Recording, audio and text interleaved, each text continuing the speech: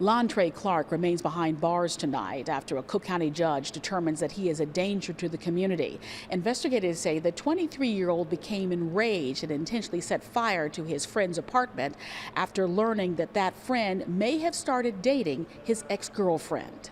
We're sticking close together. It's a day-by-day process. George Smith says his family can finally begin their journey for justice now that the man accused of starting the fatal fire that claimed the lives of his loved ones heads to court. Prosecutors say 23-year-old Lontray Clark was angry that his friend and ex-girlfriend were dating, that he allegedly threw a Molotov cocktail into the Austin neighborhood apartment where they were, sparking a fire that killed 4 people, including Smith's pregnant cousin and her young son. It's an uphill journey, and the journey has not yet begun. The healing has not yet begun. We're a family that's hurting. We're a family that's sad. We're a family that's in pain. Calling it a horrific crime and a brazen disregard for life, a Cook County judge showed Clark no mercy. Authorities arrested the 23-year-old Chicago man in downstate Springfield on Wednesday. He now faces murder, attempted murder, and aggravated arson charges, along with dozens of additional felony counts. 5-year-old Jason Henry, his mother, 32-year-old Regina Brown Henry, who was 3 months pregnant, Gina's sister, Destiny Brown Henry, and a 76-year-old resident of the building all died. Several people were also injured, including Destiny's 4-year-old son, who remains in grave conditions.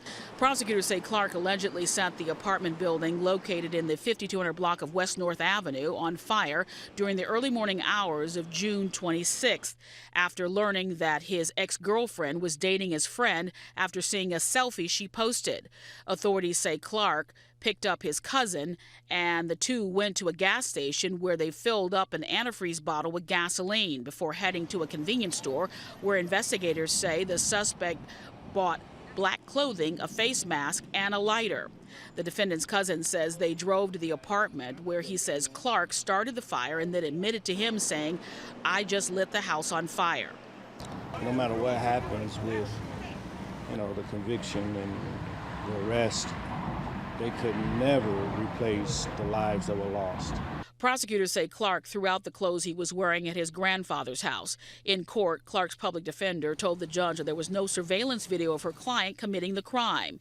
She added that although her client has served time in prison for a weapons violation, that he is not violent. Clark does have 2 outstanding warrants for resisting arrest. The court did grant an order of protection for the defendant's ex-girlfriend. Funeral arrangements are still pending for the victims of the fire. Meanwhile, Clark is due back in court July 14th.